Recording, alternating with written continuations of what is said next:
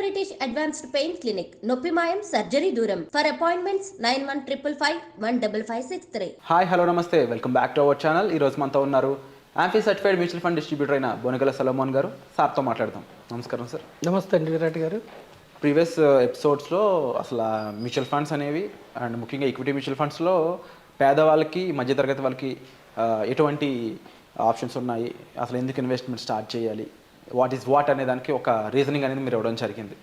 But నా question ఏంటి అంటే, అసలు ఈక్విటీ మ్యూచువల్ ఫండ్స్కి క్యాస్ట్ క్రీడ్తో సంబంధం లేకుండా ఎవరు ప్రాపర్గా ఇన్వెస్ట్మెంట్ స్టార్ట్ చేసుకోవచ్చు, ఎలాంటి వాళ్ళకి ఇవి ఏ విధమైన అడ్వాంటేజెస్, బెనిఫిట్స్ ఇస్తాయి, అట్ ది సేమ్ టైం ఎలాంటి తప్పులు చేస్తే ఇందులో కూడా నష్టపోయే అవకాశాలు ఉంటాయంటారు, కొంచెం జాగ్రత్తలతో సహా మొత్తం ఇన్ఫర్మేషన్ చెప్తారని అడుగుతున్నాను సార్. విరాట్ గారు మంచి క్వశ్చన్ అడిగారండి. ఇప్పుడు మనం పేదవారిని, మధ్యతరగతి వారిని చక్కగా ఇన్వెస్ట్ చేసుకోండి. సేవింగ్స్, ట్రేడింగ్ కంటే కూడా ఇన్వెస్ట్మెంట్ చేయండి. ఇన్వెస్ట్మెంట్ చేస్తే 30 నుంచి 50 కంపెనీలో డైవర్సిఫైడ్ పార్ట్ ఓనర్ అవుతారు. మీకు లాంగ్ పీరియడ్లో వెల్త్ జనరేట్ అవుతుంది. ఇక్కడ ఎవరు ఇన్వెస్ట్ చేయొచ్చు అంటే, మన భారతదేశంలో ఉన్నవారు ఎవరైనా ఇన్వెస్ట్ చేయొచ్చు. ఈవెన్ బయట ఉన్నవారు కూడా, ఎన్ఆర్ఐలు కూడా ఇన్వెస్ట్ చేయొచ్చు. అయితే కొన్ని ఎన్ఆర్ఐలకి కొన్ని కంపెనీస్ రిస్ట్రిక్షన్స్ పెట్టినాయి. ఓకేనా విరాట్ గారు? అయితే భారతదేశంలో ఉన్నవారు ఎవరైనా ఇన్వెస్ట్ చేయొచ్చు. వాళ్ళకి పాన్ కార్డు ఉండాలి, అడ్రస్ ప్రూఫ్ ఆధార్ ఉండాలి, తర్వాత బ్యాంక్ అకౌంట్ ఉండాలి. మనం అకౌంట్ నుంచే మ్యూచువల్ ఫండ్స్లో మనం క్యాష్ ట్రాన్సాక్షన్స్ ఏమి ఉండవు, అకౌంట్ నుంచే ఉంటాయి. సో క్యాస్ట్ డిఫరెన్స్ ఏమి ఉండదు, జెండర్ డిఫరెన్స్ ఏమి ఉండదు, ఎటువంటి యొక్క వివక్ష ఉండదు.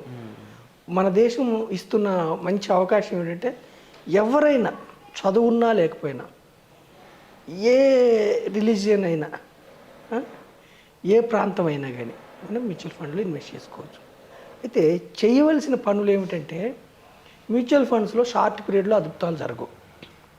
దీర్ఘకాలంలో 10%, 12% వస్తే కూడా పవర్ ఆఫ్ కాంపౌండింగ్ వల్ల, పవర్ ఆఫ్ కాంపౌండింగ్ అర్థం ఏమిటి? వడ్డీ మీద వడ్డీ, వడ్డీ మీద వడ్డీ. దీని వలన అద్భుతాలు జరుగుతాయి. షార్ట్ పీరియడ్లో నష్టాలు వస్తాయి. నేను ప్రజలకు చెప్తుంది ఏమిటంటే, ఈక్విటీ మ్యూచువల్ ఫండ్స్ అనేవి రిస్క్తో కూడుకున్నవి. రిస్క్ అంటే ఏమిటంటే, మనం పెట్టే ప్రిన్సిపల్ కిందకి వెళ్తుంది, డౌన్ అవుతుంది. ఎంతన్నా పెట్టండి, ఒక 1000 రూపాయలు పెట్టాము, మనం పెట్టిన తర్వాత మార్కెట్ డౌన్ అయితే 1000 రూపాయలు 900 కూడా అవుతుంది.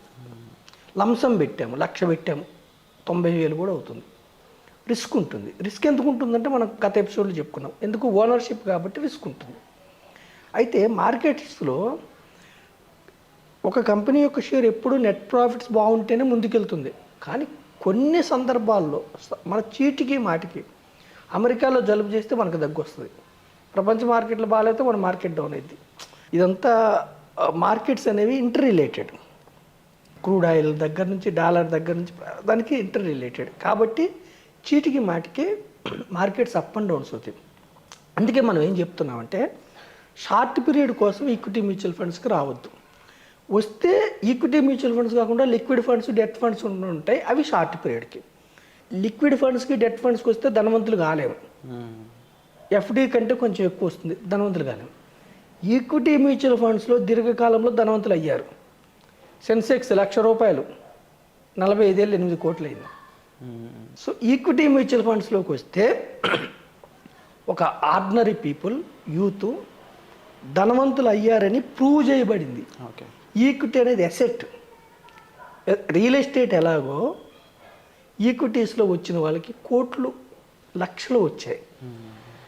సో ఈక్విటీ మ్యూచువల్ ఫండ్ రండి, కానీ చేయకుండా పనులు ఏమిటంటే, షార్ట్ పీరియడ్ కోసం రావద్దు.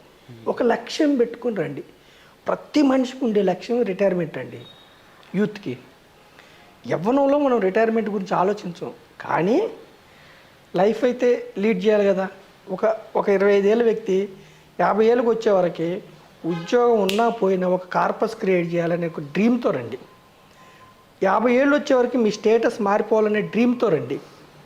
కోట్లు సంపాదించాలంటే ఎంత పెడితే కోట్లు వస్తాయి అనే డ్రీమ్తో రండి.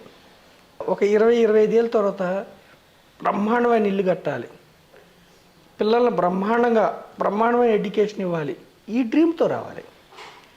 చేయకూడని పనులు ఏముంటాయి కొన్ని అంటే, డౌన్ అయినప్పుడు మార్కెట్స్ మనం ఇన్వెస్ట్మెంట్ ఆపకూడదు ఈక్విటీ మ్యూచువల్ ఫండ్లో. ఎందుకంటే విరాట్ గారు, ప్రతి వస్తువు మనం భూమి మీద తగ్గుతుంది అనుకోండి, ఆ వస్తువు విలువ కొంటాం మనం. ఇప్పుడు మీ చేతిలో ఐఫోన్ ఉంది, ₹1,00,000 సపోజ్ 90,000కి వస్తుంది అనుకున్నప్పుడు కొంటాం, ఆనందంగా హ్యాపీ. స్టాక్ మార్కెట్స్ కరెక్షన్ అయ్యి స్టాక్ డౌన్కి వస్తున్నప్పుడు ఎందుకు భయపడాలి? ఎస్బీఐ బ్యాంక్ సపోజ్ ఉదాహరణ చెప్తున్నా, ₹1,000 ఉంది స్టాకు, మార్కెట్ కరెక్షన్ అయింది 700కి వస్తుంది, ఎందుకు భయపడాలి? కొనాలి.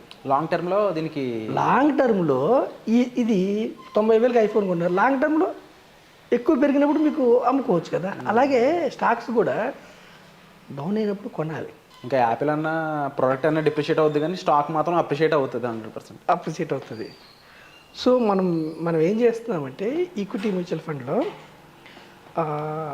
ఆర్డినరీ పీపుల్ దీర్ఘకాలం కోసం రావాలి.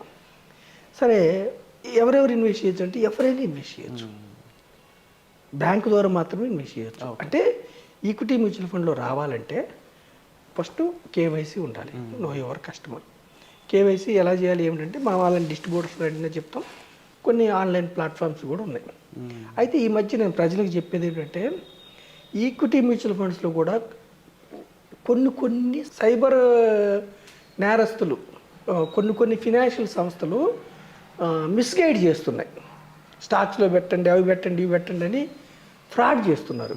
జాగ్రత్తగా చూసుకొని వెబ్సైట్ కరెక్ట్గా ఉందా లేదా, ఇప్పుడు ఎనీ మ్యూచువల్ ఫండ్ సంస్థ అది వెబ్సైట్ కరెక్టా కాదా, ఆన్లైన్ వెళ్ళే వాళ్ళ చెప్తారు. లేదు డైరెక్ట్గా మ్యూచువల్ ఫండ్ ఆఫీస్కి వచ్చి చేశారా, వెళ్ళండి గుడ్. లేదు డిస్ట్రిబ్యూటర్ ద్వారా చేశారా, వెళ్ళండి గుడ్.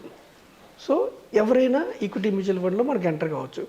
మనం ముఖ్యంగా డూస్ డోంట్స్ ఏమిటంటే విరాట్ గారు, దీర్ఘకాలం కోసం ఈక్విటీ మ్యూచువల్ ఫండ్స్ రావాలి. రెండవది liquid funds, debt funds wealth preservation కోసం. వెల్త్ క్రియేషన్ కావాలంటే రిస్క్ తీసుకోవాలి. మీ ఈక్విటీ మ్యూచువల్ ఫండ్లో రిస్క్ ఉంటుంది. షార్ట్ పీరియడ్లో మీ యొక్క డబ్బు కిందకి వెళ్తుంది, ఒక 5 years 7 years వరకు కూడా రిస్క్ ఉంటుంది. మీరు ఓపిక పట్టాలి ఈక్విటీ మ్యూచువల్ ఫండ్స్. తర్వాత ఇంకేమిటి తెలుసుకొని పెట్టాలి. స్కీమ్స్ ఎక్కువ. ఈక్విటీ మ్యూచువల్ ఫండ్లో పెద్ద డిసడ్వాంటేజ్ ఏమిటంటే వేలు స్కీమ్స్ ఉంటాయి. సో మనం ఏం చెప్తున్నామంటే సామాన్యమైన ప్రజలకి డైవర్సిఫైడ్ ఈక్విటీ మ్యూచువల్ ఫండ్ అంటే అన్ని రంగాల్లో పెట్టాలి. ఒకే రంగంలో పెడితే సపోజ్ ఒక ఇన్ఫ్రాస్ట్రక్చర్ రంగమే తీసుకున్నాం, ఆ ఒక్క రంగం పెరిగితేనే మీకు పెరుగుతుంది. ఫార్మర్ రంగమే తీసుకున్నాం, ఆ రంగం. అందుకని ఒక రంగం కాకుండా డైవర్సిఫైడ్ తీసుకుంటే మనకి మ్యూచువల్ ఫండ్ సంస్థలు ఏం చేస్తాయంటే ఆ దేశంలో ఏ రంగం పెర్ఫామ్ చేస్తుందో ఆ రంగంలో స్టాక్స్లో పెడుతూ ఉంటుంది. డైవర్సిఫైడ్ ఈక్విటీ మ్యూచువల్ ఫండ్లోకి రండి. నేను ఈ వీడియో ద్వారా ఏం చెప్తున్నానంటే చదువు లేకపోయినా పర్వాలేదు, మంచి స్టేటస్ లేకపోయినా పర్వాలేదు, ఈక్విటీస్లోకి ఎంటర్ కండి, డైవర్సిఫైడ్ ఈక్విటీస్లోకి ఎంటర్ కండి. ఎంతో కొంత క్రమానుగుణంగా నెల కట్టడాన్ని సిప్ అంటారు, సిస్టమేటిక్. అంటే బ్యాంక్ నుంచి మాత్రమే డెబిట్ అయింది. ఏక మొత్తంలో కట్టదాన్ని లంసం అంటారు. ఒక దీర్ఘకాలం ఉండండి, ఒక డ్రీమ్తో రండి. ధనం సంపాదించాలన్న డ్రీమ్ ఉంటేనే మీరు ఈక్విటీ మ్యూచువల్ ఫండ్కి వస్తారు. రిస్క్ ఉంటుంది, రిస్క్ కంపల్సరీగా ఉంటుంది. రిస్క్ అంటే ఏమిటంటే మీ యొక్క అసలు కిందికి వెళ్తుంది. సో మీరేం చేస్తారు, దీర్ఘకాలం కోసమే రండి. మీకు ఎమర్జెన్సీలో మరి ఎలా అన్నారనుకోండి, మీరు సపోజ్ మీ దగ్గర ఒక 1,00,000 ఉందనుకోండి, ఒక 10,000 లిక్విడ్ ఫండ్లో డెట్ ఫండ్లో పెట్టుకోండి ఎమర్జెన్సీ కోసం. దీర్ఘకాలం కోసం ఈక్విటీ మ్యూచువల్ ఫండ్. రెండవది ఏమిటి, ఎమర్జెన్సీ మనకి జనరల్గా ఏముంటాయి, హెల్త్ ఇన్సూరెన్స్ ఉంటాయి. కంపల్సరీ హెల్త్ ఇన్సూరెన్స్ పాలసీ తీసుకోండి, ఎలాగోలా తీసుకోండి. టర్మ్ ఇన్సూరెన్స్ తీసుకోండి, పెద్దకి ఏమన్నా అయితే ఇబ్బంది రాకుండా. సో మనం ఏం చెప్తున్నామంటే దీర్ఘకాలం రండి, డిస్ట్రిబ్యూటర్స్ ద్వారా ఎంటర్ కండి, లేదంటే డైరెక్ట్గా మ్యూచువల్ ఫండ్ ఆఫీస్కి వెళ్ళి ఎంటర్ కండి. డైవర్సిఫైడ్ ఈక్విటీ మ్యూచువల్ ఫండ్ తీసుకోండి. సెక్టార్ ఫండ్స్ నాలెడ్జ్ ఉంటేనే తీసుకోండి, లేకపోతే సెక్టార్ ఫండ్స్ అంటే ఒకే సెక్టార్లో. సపోజు మన డ్రీము ఐటీ ఎంప్లాయ్ కావాలని ఉందనుకోండి, మనం కాలేకపోయాము, ఇంజనీరింగ్ సీట్ రాలేదు ఇంకోటి, కానీ ఐటీ ఫండ్ తీసుకున్నాం అనుకోండి, భారతదేశంలో ఉన్న టాప్ 20 ఐటీ కంపెనీస్ ఓనర్ అవుతారు మీరు. సో మనం ఏం చెప్తున్నాం అంటే ఆర్డినరీ పీపుల్కి, పేదవారికి మీరు ధనవంతులు కావాలంటే ఈక్విటీ మ్యూచువల్ ఫండ్స్ ద్వారా మీకు అవకాశం ఉంది. సో డిస్ట్రిబ్యూటర్ ద్వారా రండి, లేదంటే మంచి మ్యూచువల్ ఫండ్ ఆఫీస్కి వెళ్ళి గైడెన్స్ తీసుకొని చక్కగా రీసెర్చ్ చేసి రండి. దీర్ఘకాలంలో మీకు వెల్త్ క్రియేట్ అయ్యే అవకాశం చక్కగా ఉంది. Wonderful sir. అండ్ ముఖ్యంగా ఇలాంటి కాన్సెప్ట్స్ అనేవి ఇంకా జనాలకి తెలియాల్సిన అవసరం ఎంతైనా ఉంది. దాదాపుగా నాకు తెలిసి 141 crore పీపుల్లో ఇంకా ఇన్వెస్టర్స్ మనకు చూసుకున్నట్టయితే రిటైలర్స్ చాలా తక్కువ మందే ఉన్నారని చెప్పాలి. పర్సంటేజ్ వైజ్ చూసుకుంటే, రేషియో వైజ్ చూసుకున్నా. సో ఎక్కువ మందికి ఇంకా ఇందులో అడుగు పెట్టాల్సిన అవసరం ఉంది. బేబీ మీలాంటి వాళ్ళు మరింత నాలెడ్జ్ని ఇలా వీడియోస్ ద్వారా ఇవ్వాలని నేను మనస్ఫూర్తిగా కోరుకుంటూ ఉన్నాను. అండ్ తప్పకుండా మీకు ఎటువంటి సజెషన్ కావాలన్నా డిస్ప్లే అవుతున్న నెంబర్స్ కాల్ చేసి మీరు సొలొమన్ గారిని సంప్రదించవచ్చు. Thank you so much sir. Thank you అండి విరాట్ గారు.